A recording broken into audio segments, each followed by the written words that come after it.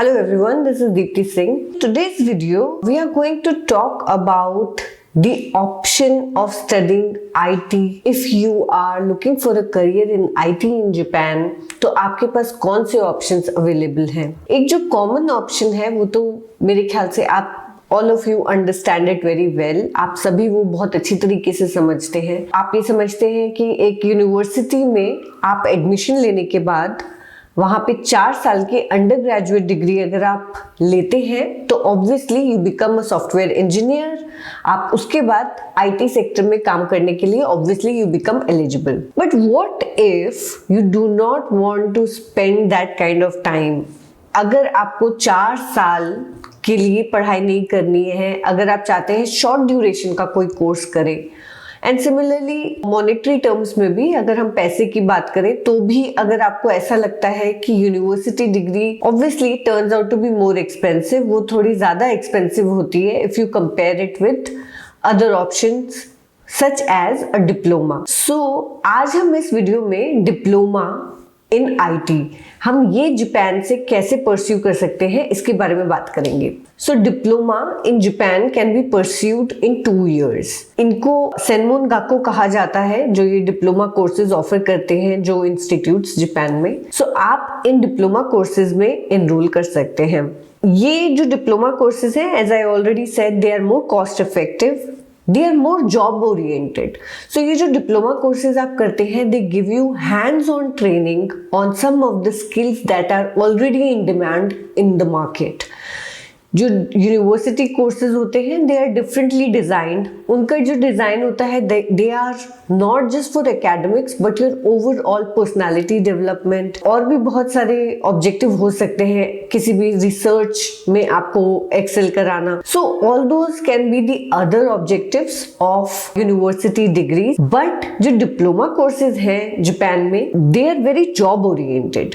और कुछ ऐसे स्कूल्स हैं सेनमोन गाको जो कि मैंने बताया, they are providing job placement facilities also. उनके टाइप्स होते हैं कुछ कंपनीज के साथ. So once you graduate from the schools, उसके बाद आपकी जो जॉब है इट इज मोर और लेस सर्टेन. ऑब्वियसली डिपेंड करता है कि स्किल्स कितनी अच्छी हैं और ऑब्वियसली इट मैटर्स कि आपने कैसा परफॉर्म किया है during your stay in Japan and during the course. लेकिन कुछ स्पेशलाइज्ड स्कूल्स ऐसे हैं, they have an employment record of about 95% which is very good. Again ये जो स्पेशलाइज्ड स्कूल्स हैं, how they approach these jobs is, ये आपके first year और सेकेंड ईयर में जब आपके पास थोड़ी सी आईटी स्किल्स आ जाती हैं, then they start to look out for internships for you. So आपको पहले इंटर्नशिप पे प्लेस किया जाता है और उसके बाद में they will find employers for you after your course. University degree और diploma courses both can lead to a job. Obviously they both lead to a corporate job eventually. So अगर आपका टारगेट जॉब करना है Japan में IT industry में, then this is a much faster way. But इसकी जो requirement है हम इसके बारे में थोड़ा सा बात कर लेते हैं. मैं जो डिप्लोमा कोर्स बता रही हूँ इसकी रिक्वायरमेंट होती है N2. अगर आप N2 हैं तो आप डायरेक्टली एनरोल कर सकते हैं ऐसे आईटी डिप्लोमा कोर्सेज के लिए जापान में.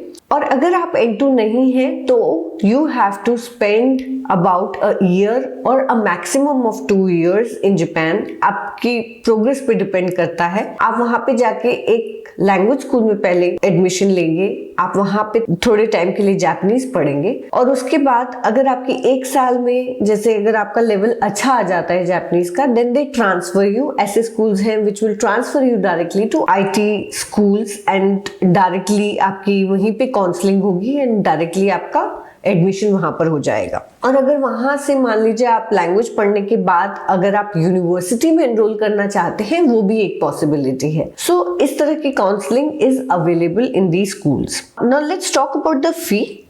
सो द फी इज, आपके ये 2 साल का जो आईटी कोर्स होता है it comes out to be very affordable.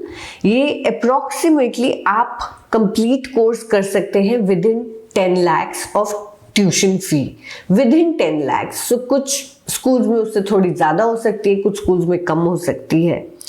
इसके साथ ही आपको लिविंग एक्सपेंसेस का भी ध्यान रखना पड़ेगा. सो जो डॉर्म रेंट होता है जापान में इन especially in these schools, it can vary between anything between 15,000 yen to 30,000 yen depending on the school और उनकी क्या फैसिलिटीज हैं. सो आपको हो सकता है कि डॉर्म रेंट कुछ एडवांस में देना हो. So I would say you should be ready with anything like 12 lakh rupees in case you are targeting a diploma course like this. इसके अलावा अगर आप जापानीज सीखने भी जाना चाहते हैं पहले, तो आपको at least 150 hours of learning Japanese की दिखानी पड़ेगी. आपको you must prove that you have learned at least the basics of Japanese being in India. So that is one requirement. Eligibility.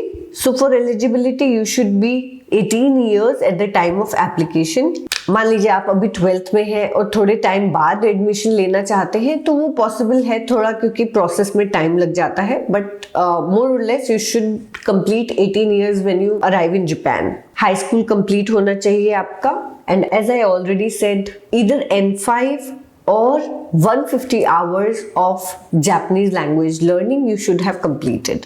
इन दोनों में से एक चीज आपको प्रूव करनी है. ऐसे कोर्सेज में जो एडमिशन है 2 बार होता है साल में mostly, but it totally depends on the institution you are applying to. Let's talk about the process now. So the process is first आप application देंगे, उसमें अपने documents submit करेंगे, जैसे कि आपके जो भी graduation certificates हैं, आप high school के certificates डालेंगे, 10th 11th 12th के. उसके अलावा अपने बैंक स्टेटमेंट्स वगैरह जो भी डॉक्यूमेंट रिक्वायर्ड हैं उनका रिव्यू होता है.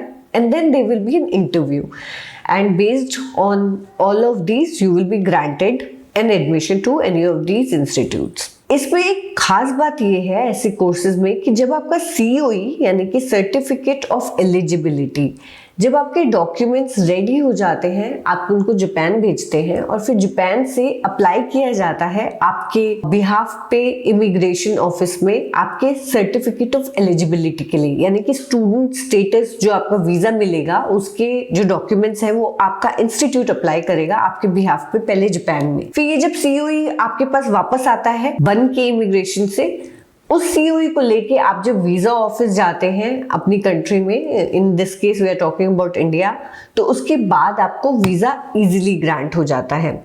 So most of these schools they charge you any kind of money, most of the money only after you have cleared the COE. As in अगर आपको COE मिल गया है, इमिग्रेशन आपका क्लियर है, तभी वो आपको बाकी चार्जेस लगाते हैं, otherwise they don't. Except for the admission fee. काफी सारे स्कूल में थोड़ी एडमिशन फी होती है, they might charge you which is very nominal, they might charge you that, and that's it. And then you can make an entry to Japan.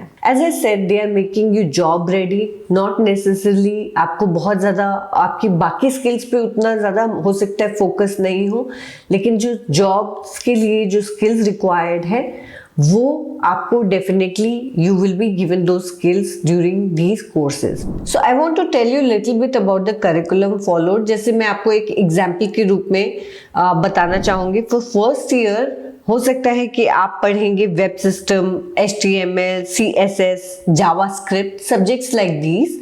और second year में आप थोड़े से advance subjects, for example JavaScript में ही advance level थोड़ा जावा PHP application हो गया, या फिर इंटरनेट सिक्योरिटी, ये सारे सब्जेक्ट्स के बारे में पढ़ेंगे.